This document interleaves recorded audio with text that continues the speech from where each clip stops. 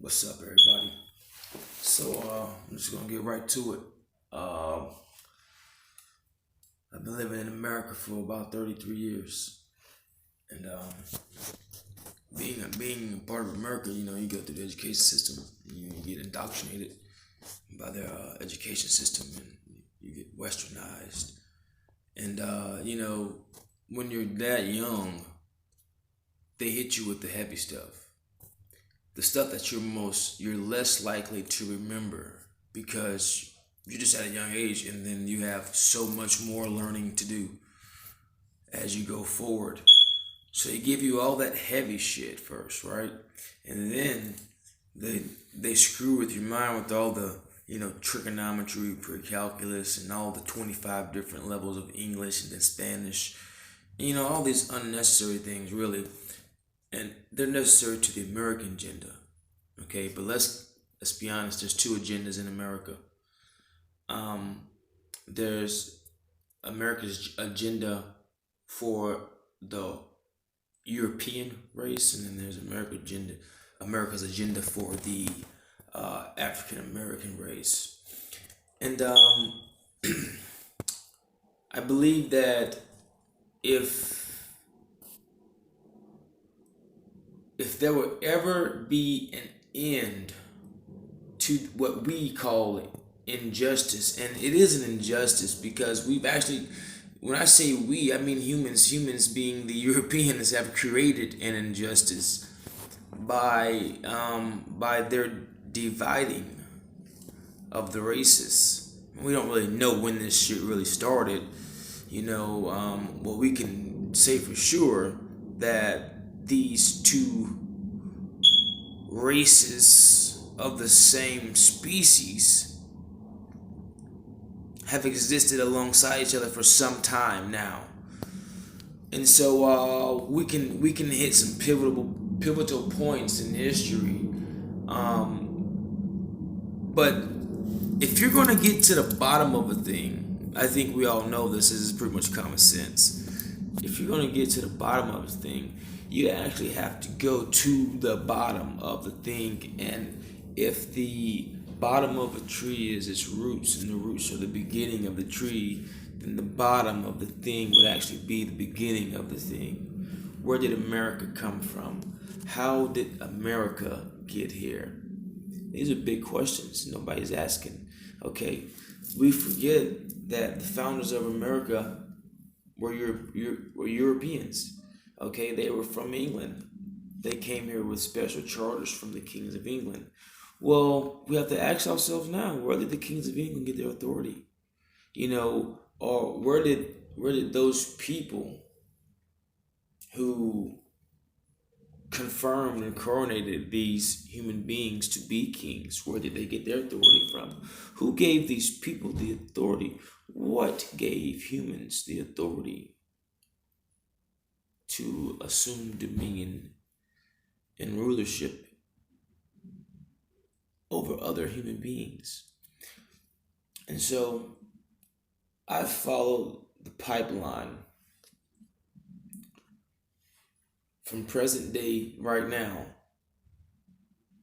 almost back a thousand years, pretty maybe more, maybe 1,500 years, to the beginning of the Catholic Church.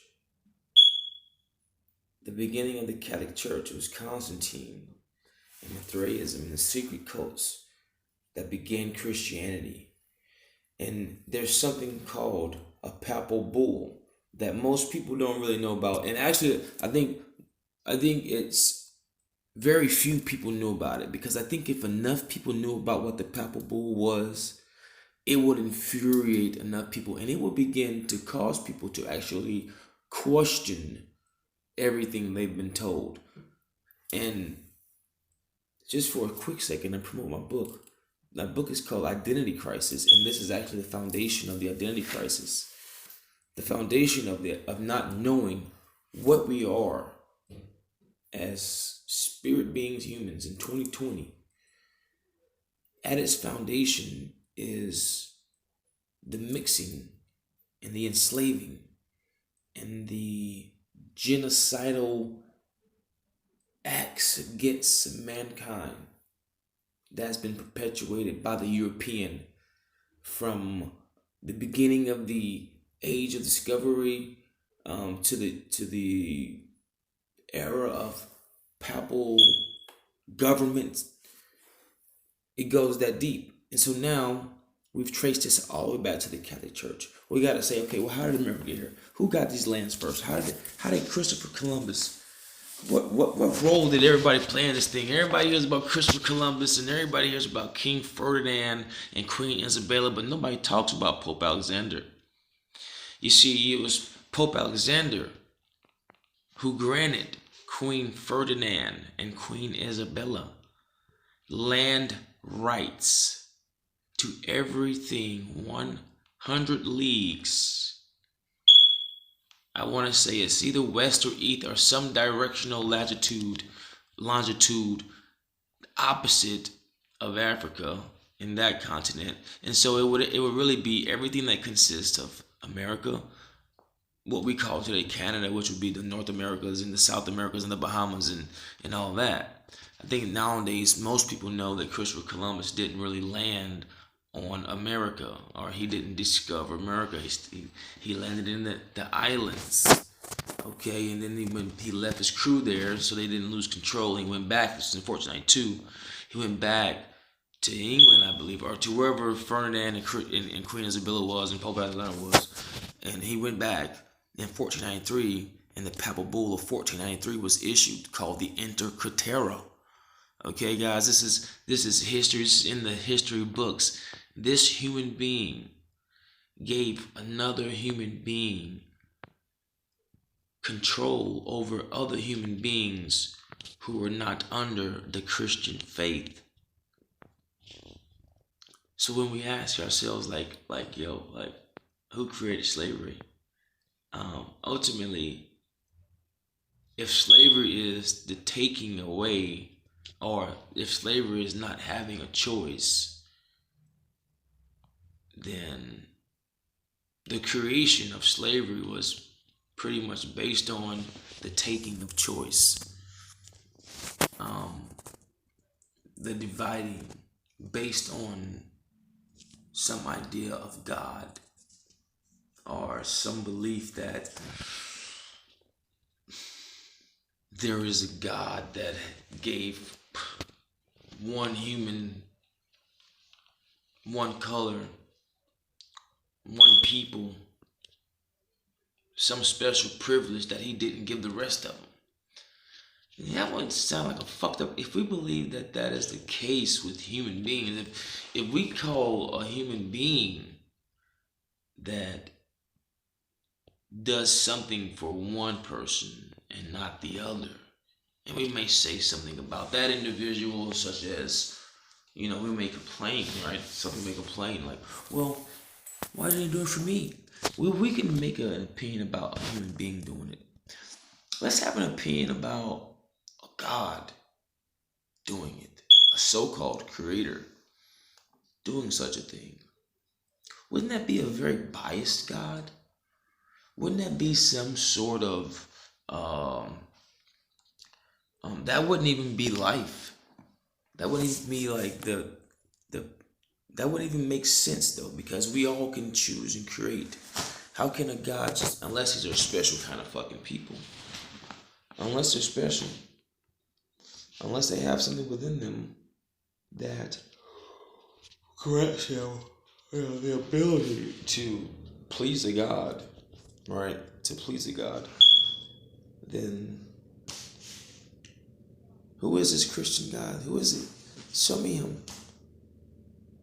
I want to see him. Nobody's ever presented him. So the truth is that everything that is now is tied to the Catholic Church. The slavery that ensued the slavery that ensues now of the American people. And when I say American people, I differentiate automatically. I automatically defer to those being not of government, government employee, okay, political employee, those kind of things. So now in 2020 is everybody that's not there, which is now whites and blacks and Puerto Ricans and Mexicans and all kind of people. But we have to look at the history. We can't just stop at 2020, or we can't. Well, we can, because all we got is 2020. We can't just stop and say, "Hey, we're gonna go back to 5 years, 10 years." You go to the beginning of this thing. We go. You gotta go back to the recordings, the birth. You know, there's something old. There's something old to this race of people. There's something old to this race of people. Anybody who has been incarcerated by this nation of a melanated skin tone, they deserve reparations, because prison is bullshit. Prison is psychological warfare. It's an unnatural state for mankind.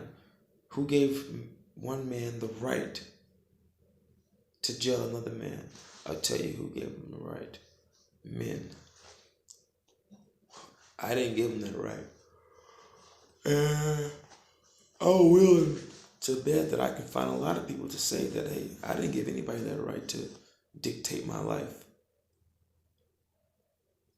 The reality is, you're not above the law. It's just you can't be held by a law. No law can hold me accountable. I hold myself accountable to all things, but no law can hold me accountable to it.